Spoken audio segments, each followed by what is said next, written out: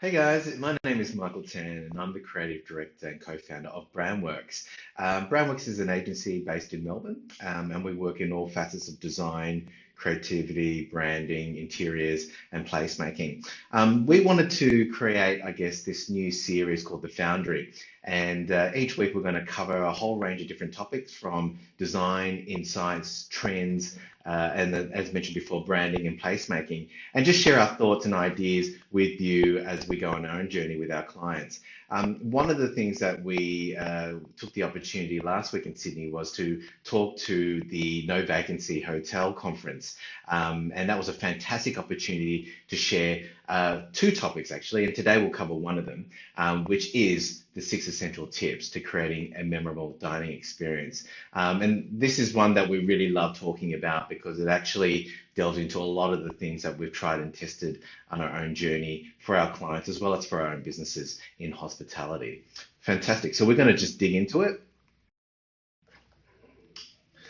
This is me and Alina. We're the co-founders. And if you need to talk to us about anything about design, placemaking, branding, we're more than happy to help you guys. Great.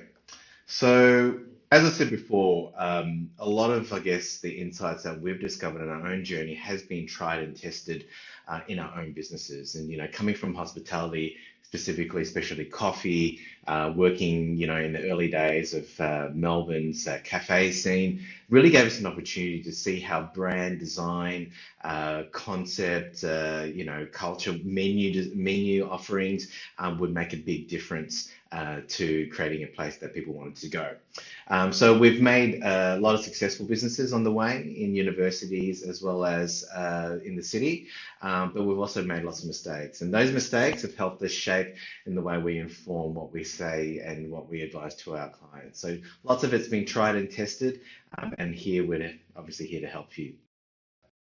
So with F&B and hospitality, it is very challenging, as we know. You can see it in the media, people writing about things, whether it's the cost of goods, running the business, labor, et cetera, et cetera. And these are pressures that obviously are making it harder and harder for business operators to really make the business sustainable. And this is something that I think is going to be even more imperative as we go along. So thinking about how to make a place destination, how to make it a place that's going to be memorable is really going to help what the business is going to be in sustainability wise. So this is something that's really important. And I guess for us to share this with you, it's more really to help the industry move forward. So if we think about places that are memorable, that are dining, that are really, I guess, very captivating, you can probably close your eyes and think of places that you already like to go to, whether it's breakfast places, a hotel, a restaurant, or a wine bar. These are just some of the places that I know Alina and I love to travel and visit from time to time here in about Australia. One of them is just around the corner from our office. It's called AU79. It's a fantastic roastery, Melbourne brunch cafe, beautifully designed with really nice modern comforts and great food and coffee. Again, it's a very high concept, very individual concept that really makes its mark. And obviously, check it out on Instagram. It's one of the most Instagram cafes in Melbourne. Across to Alex Hotel in Perth, again, a real home away from home hotel experience. Everything's really beautifully layered, like you're, in a very curated home that you would want to live in yourself. So you really feel like, as a traveler, you're not really traveling, you're really coming to a place that you want to call home again. Marion Wine Bar is in Gertrude, as we know, it's a Melbourne institution. Service, menu, Andrew McConnell's offer, it's phenomenal there. And it's a real, I guess, local neighborhood style concept that really connects with, I guess, a lot of what Melbourne stands for, which is, quality, substance, authenticity, and really letting the food and the wine and the service speak for itself.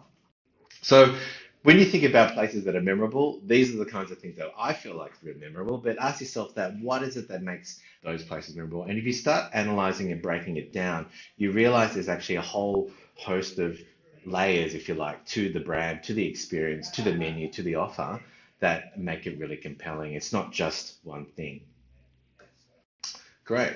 So those things, as we just said, it could be the food, it could be the wine list, it could be the friendly staff that greets you, makes you feel like you're welcomed as a guest and know exactly where you need to go in the venue, all the way through to comforts in the interior design and aesthetics, making I guess, the place feel very connected and holistic. And we think it's actually all of the above. It's not just one thing that carries a venue across the line. It's a whole host of things that's just very well considered and brought together and unified. There's a couple of videos that we played at the No Vacancy conference that we'll have in links for you below that you can check out. But it's also to show our process as a studio of the way we approach creating destinations and memorable experiences. So feel free to check them out after this video.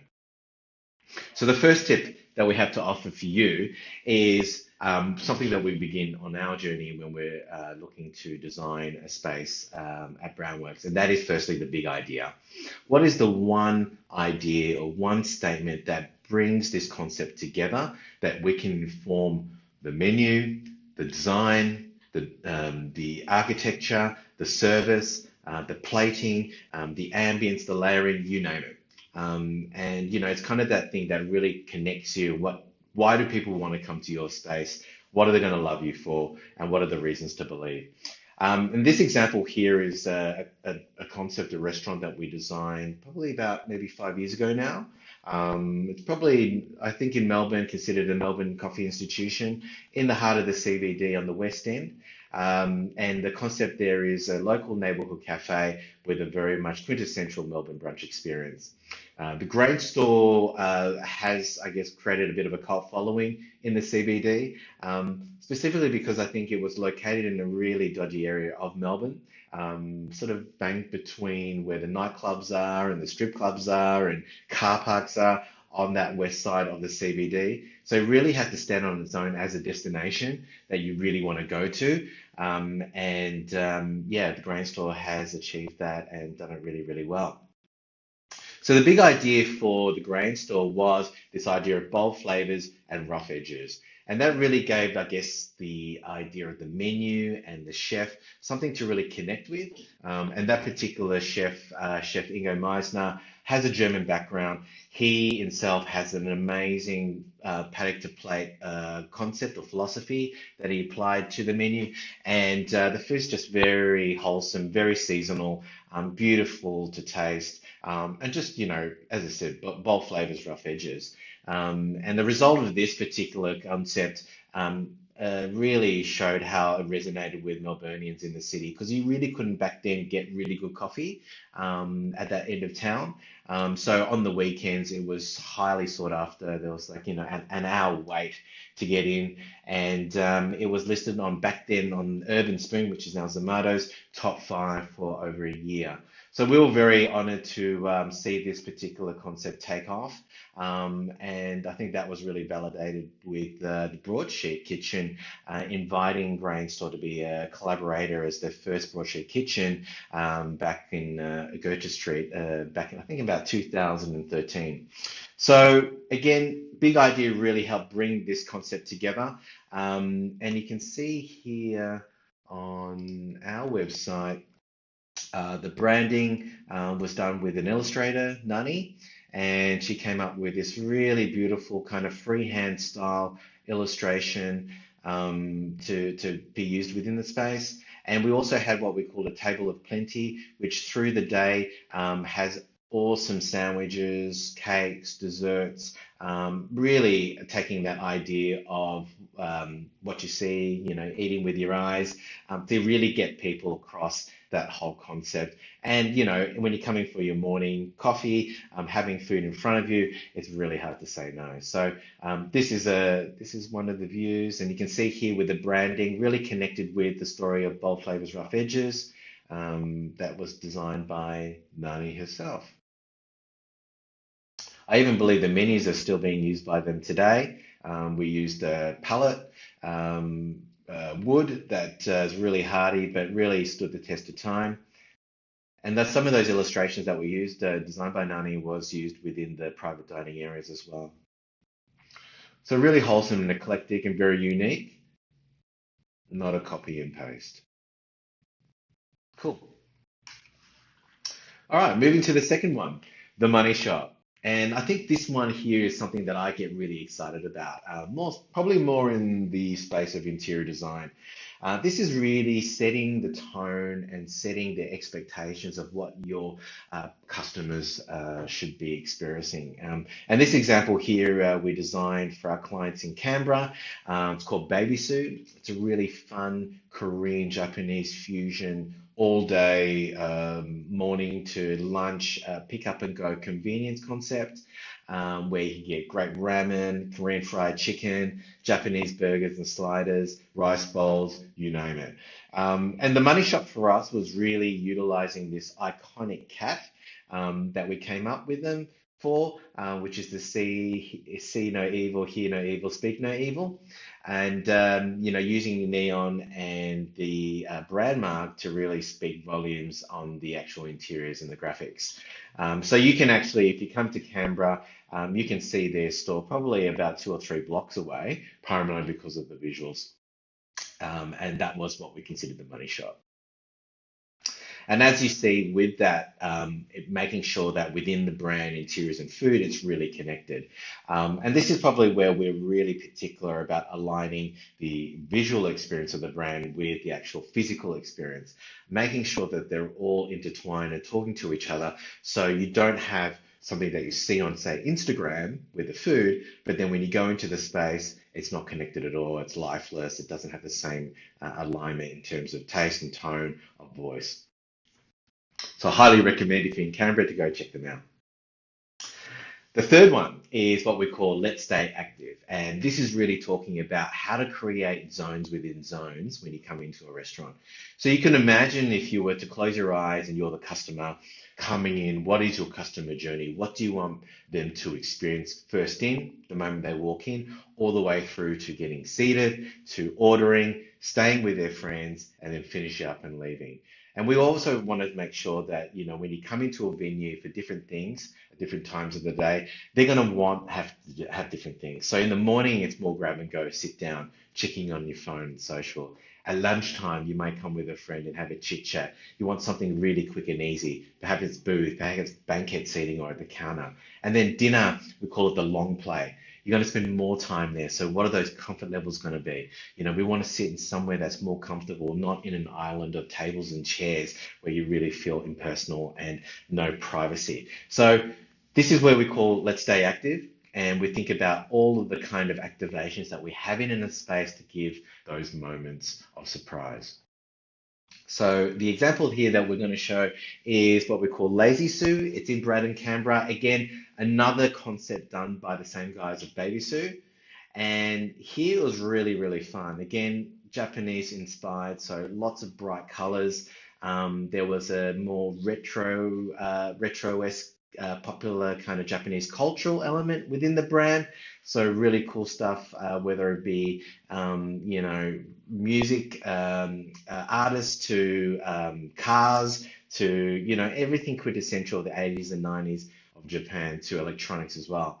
The exterior was really bright and really fun, very moody. You could see the signage a mile away, all the way through to the entry. We had all these lucky cats looking at you and applying this whole idea of saying hello to you the moment you walked in.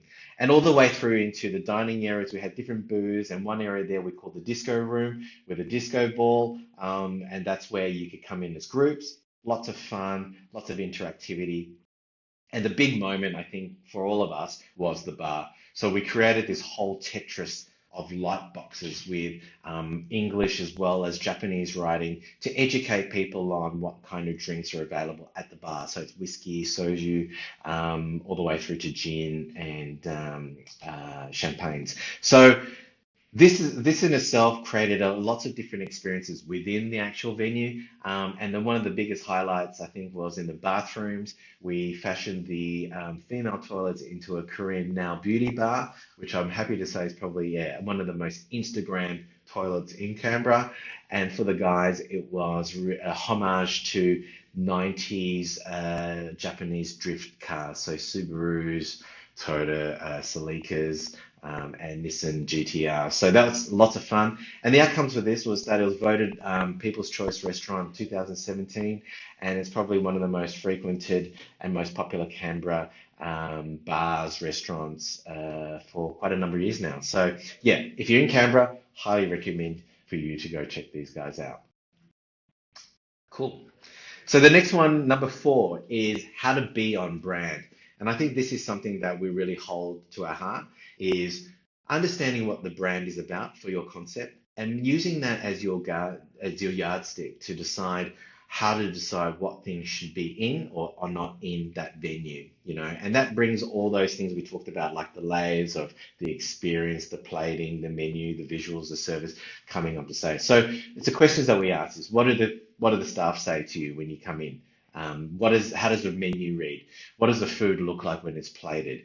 What do we say on Instagram? How does it appear in visually as well as those hashtags? How do we create that alignment all the way through? And the example that we have here is So9. So9 is another concept that we designed and came up with for our client back in probably about 2012, 13. It's a beautiful Vietnamese restaurant located in Waterloo, Sydney. And it just takes a real awesome twist on Vietnamese, not going to that whole street food style, shabby chic look, but really taking a beautifully refined and curated tone for modern Vietnamese food. And this was one of our clients that we really love working with. Her name's Kim. She has an amazing story as well, coming to Australia with her family on the boat, and really, I guess, using Australia as her second life and making it something which has done really well for her too. So being on brand is all about thinking about your concept, thinking about how to translate that all the way through. And for So9, it was Scandi inspired, but not specifically Scandi in color, but just the aesthetics and the clean sight lines and this distilled curation. We also had some beautiful illustrations and water art done by Beth Emily, who's an amazing artist and illustrator. And together with that collaboration and Kim's story, really came up with some real nice snippets and design nuggets that we applied in the interiors as well as on the menus. Again, we were very fortunate to be nominated for the Restaurant Bar Awards in London, and we were the winners of that award back in 2016. And really, I think it really set the tone of how Asian can be reinvented.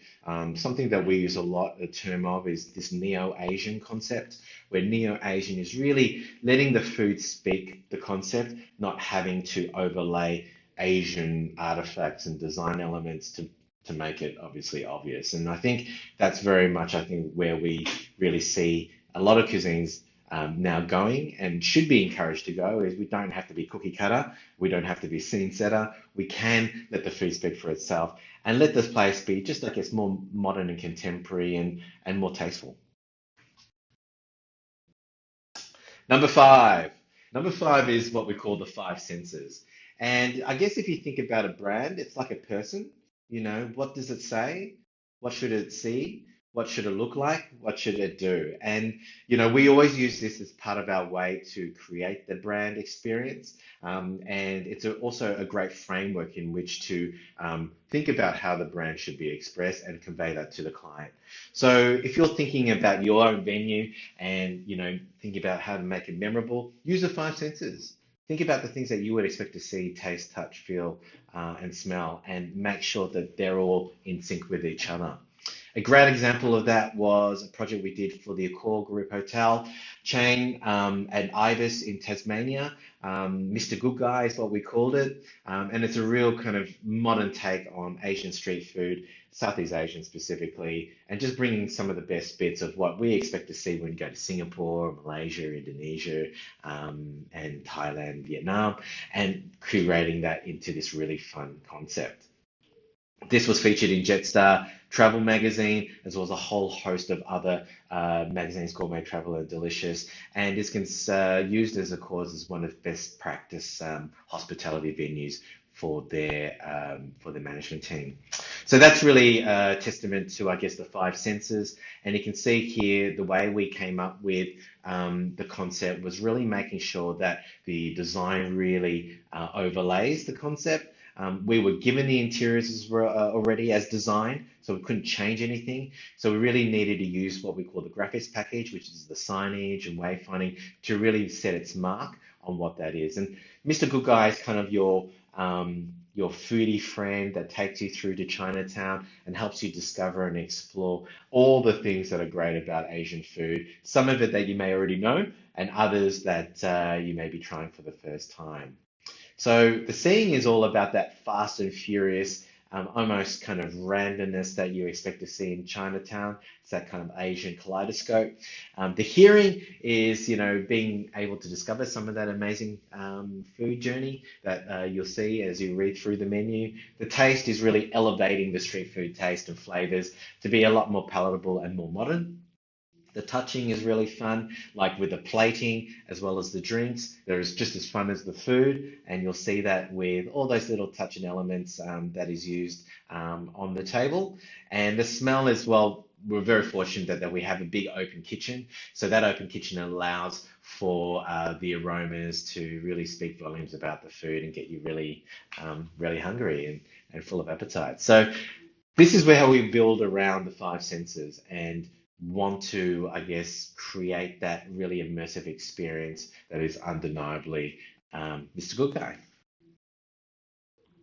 And the Lucky Loves, anchor and twist. So this is something again we use in our, I guess, ideation, and when we think about concept and thinking about placemaking, is what do we work off that's very familiar, and how do we twist it to make it modern? And we found that in our research, there's this whole host of data and insights into how far do you go before you actually make it very hard for someone to accept. And what we've realized is in a lot of the research is that we still want something that's very familiar, and we call it same, something that we can anchor to that feels familiar, but when we twist it, we give it a different kind of angle that makes it feel new again. So the same is all about making something that's tried and tested, something that has worked before, kind of something that has merit in terms of familiarity. So something that makes someone feel comfortable and confident that they can try and eat. When we make something that or do that, it's very accessible. But then when we make it twisted and we do something a little bit different, it's giving a new angle to it. So thinking about how to present it in a different way. So 9 was that Scandi twist, right? Making it modern, making it feel relevant and, palatable in context to where it is, rather than going down that road of dirty Asian street food on the side of on the side strip. So that's the kind of analogy that we like to try and encourage, and how anchor and twist comes to life. So Goldie was a great example of that. That is in the Novotel Hotel in Little Trobe Street in Melbourne, and it's about making, I guess, everyday Chinese a brunch option, if you like, for the Melbourne scene. And we're very familiar with things like yum cha. People love dumplings. We love eating bao sliders, so that's the same. And the different is introducing some new things that are really already popular in China as a breakfast item. So jumping is this awesome crepe that's made, filled in with amazing fresh ingredients, and it's wrapped and cut in half. And it's just a very Moorish, tasty, almost their version of a toasty style breakfast dish. And so we introduced that along with bubble tea, but with an alcoholic twist, and Chinese toasties. So think Peking duck, soft shell crab, salted egg yolk in those toasties. Really reinventing toasty, and that was our way of making it interesting again and different. So, in summary, with all those six tips, the takeaways is, memorable experience is really about something that's unique. We found that if the more unique you are and more special, the more people remember you. and deliver beyond expectations. So, if you're going to set the mark and set the tone from what you see on Instagram, in the reviews, make sure it delivers all the way through to the experience. There's nothing worse than, yourself recommending a place to your friends to go and have and try, only to find out after they've been there that it wasn't the same experience that you had. So deliver beyond expectation and making sure that, your patrons are the only ones that discovered it. So, I kind of really encourage you, with your venues, don't plaster all over your venue, point of sale posters and promotions and, things on the table to sell, sell, sell. Let people discover it. I have one of the examples I will always remember is when I went to a bar, I ordered a drink. And as I ordered the drink, the barman asked me who was I with, and I said, "Oh, I'm with my wife." And he said, "Look, I've got another drink I'm going to make for her on the house." And it was actually their way of saying two for one. And I remember that really well. I still remember it now. That's why I'm sharing with you. And it's a great way to sort of let me discover the generosity and the service level of that venue without shouting it out and saying it to me, visually. So think about like those things that people can discover because that's what you're going to remember. And think about how you would like to be treated as well when you're, putting your lens on as a customer in your own venue. Consistency is really important. Make sure it's executed the same time over and over again, from brand to the interiors, and the anchor and twist. So same, different. Thinking about things that are familiar. Don't go too far, but then twist it with something new that's exciting, relevant, local, in context with the venue and the patrons that are already there to experience your place. Fantastic. So for yourselves, we'll add in a whole host of links for you to check out videos, other resources, and also this particular deck. You can download it. No obligation. Feel free to go through it. If you have any questions, we're going to have our details at the end of this video for you to plug through, but more than happy to share these insights is more. And look forward to the next weekly video that we'll be putting through. We are going to talk about branding and destinations as well, how brand makes a destination. So look forward to that. Really excited to share more of those, I guess, ideas with you. And yeah, look forward to seeing you again next week on The Foundry. See you guys. Bye.